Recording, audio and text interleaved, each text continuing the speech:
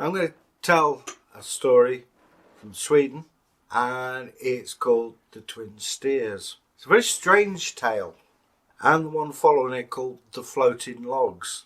I'd be interested to hear what you think about them. I know what I think, which I'll tell you about. I think it's a Christianization of when Iceland was occupied by the Vikings. They threw 2 pillars overboard from the high chair dedicated to Thor, and wherever they landed, that's where they settled. Hence, in Iceland, you have Torshaven, Thor's heaven. Here's the story. A church had been built at Vastrahag in Sweden, and they'd worked very hard on it, but overnight the whole thing fell down. So the priest scratched his head and thought, I know, got a cart pulled by 2 steers, and they put 2 beams aboard it, and wherever the cart stopped would be where they would build a church.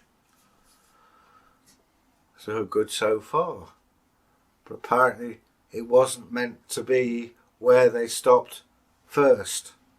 This is where the tale becomes a little bit garbled in my view. Presumably they built a church, whether the steers represent, as my pal Bragi says, 2 towers, I don't know.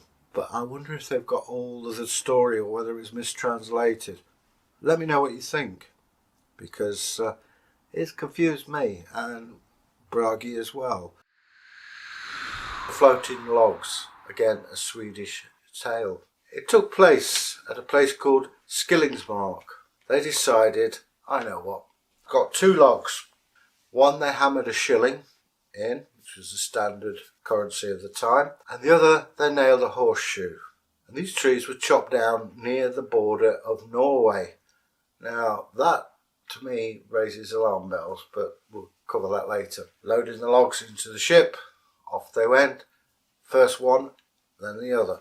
The first log with the shilling landed between Jarnskog and Askjon, and they built a church there. The second one with the horseshoe landed at Bjorklagen and Stommen, and they built a church there. And that's where the story ends. But I'm wondering, if we, those of you who know about Norse history, when the Vikings landed first in Iceland, they had 2 pillars from a chair dedicated to Thor. They threw these over the side. Wherever they landed, that's where they would build a settlement. Hence you have Torshaven in Iceland. This is supposed to be around about the 15th century, the floating log story. Whether it's a folk memory of things that's how you did things, or whether it's a Christianized version to sort of illustrate Christianity, I don't know.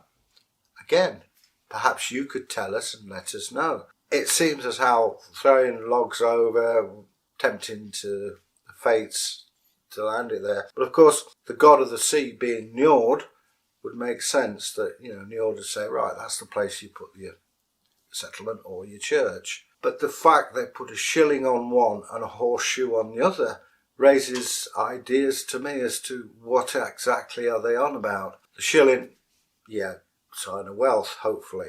The horseshoe, is this the origin of the horseshoe being lucky? I don't know. Perhaps some of you out there can let us know about the horseshoe, because it's a weird thing. If you go to the continent, a horseshoe that way is good luck, and it's bad luck to have it the other way.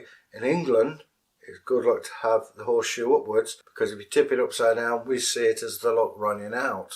And this is a device that's been used. Gunter Preen, the U-boat commander in World War II, actually had a horseshoe which was reversed on the conning tower of his U-boat. Didn't do him much good because he was captured, but there you go. But let us know, this symbol of the horseshoe, it appears on coats of arms and everything else. And it's things like that I lay abed awake at night thinking about, and it ends up where I don't get any sleep. I'm a weird guy, I admit it. But we've linked this floating logs with the Twin Steers story, and also it's just been pointed out to me that the idea of horseshoe throwing, you have a stake in there, very popular in America, where you stand a certain distance apart and you throw horseshoes until it hits the post. Again, is that based in superstition, or is it because you're on a farm and there's a lot of horses? I don't know. Perhaps our American friends could let us know about that. We're willing to learn about these things. I mean, yes, we're teaching you, but we're also learning as well. And we like to get things right. We don't always, I admit that, but we try our best, and we're willing to say, hands up, yeah, we'll get it right next time. Which brings me to the end. And I hope you've enjoyed these stories. To me, they've raised more questions than answers. And till we meet again, let's hope the weather's nice. You take care. Bye now. Fahil.